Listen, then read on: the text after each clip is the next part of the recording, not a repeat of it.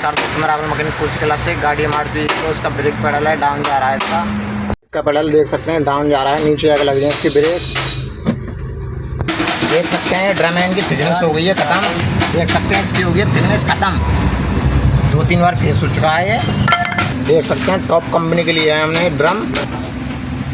इसकी थिकनेस देख सकते हैं और इसकी थिकनेस इसकी ख़त्म हो रही है थिकनेस, इसकी थिकनेस अच्छी है इसकी। सुजुकी सिलेंडर और ख़राब है, हम 20 सिलेंडर और गिरेंगे इसमें न्यू KBX कंपनी का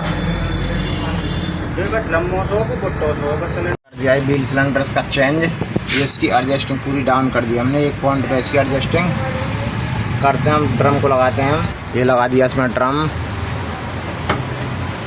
इसके फिटिंग तरफ के सकते हैं। इसका ब्रेक पैडल पहले पॉइंट पे पहले भी आ गया है इसका पैडल, ये ब्रेक वाला पहले डाउन जा रहा था ये पैडल। वीडियो को लाइक करें, शेयर करें, चैनल को सब्सक्राइब करें। Thanks for watching.